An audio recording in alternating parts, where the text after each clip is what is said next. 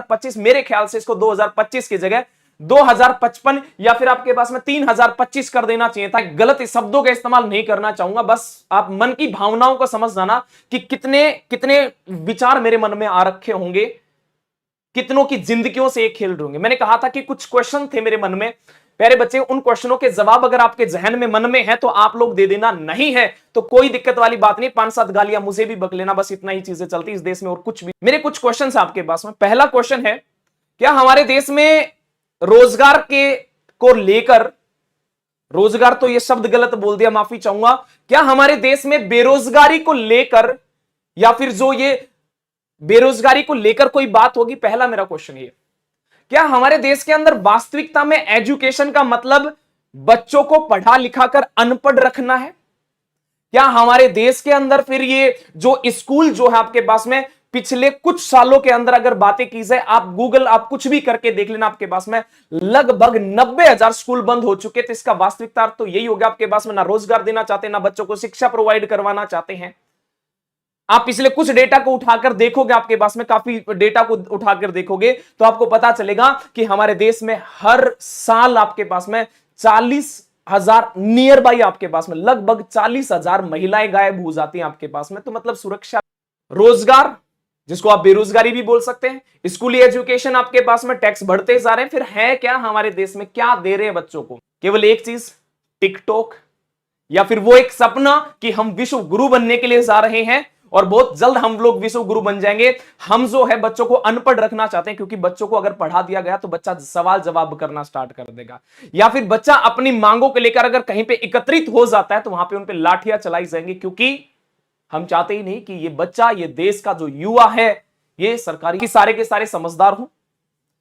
अगली डेट आप लोगों को दे दी गई है आपके पास में, इस डेट में भी फाइनल स्टेटमेंट कुछ नहीं आना आपके पास में, अभी भी मैं आप लोगों को बता देता हूं। अगली तारीख जो वो 30/10 आपके पास में, मतलब मोटा मोटी 2 महीने का समय जो है आप लोगों को यहां पे दे दिया गया है।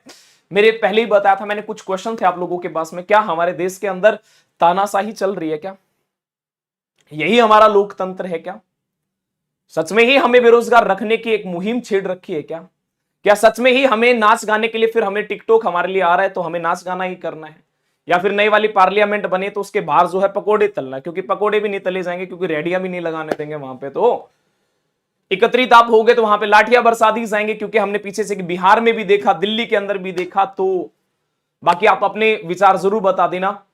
एंड एक नपुंसकता वाली चीजें भी हैं हमारे समाज के अंदर, वो है मीडिया, क्योंकि मीडिया को हर एक दर्द दिखाई दे जाएगा, परंतु बच्चों का, गरीब परिवार का दर्द नहीं दिखाई देगा।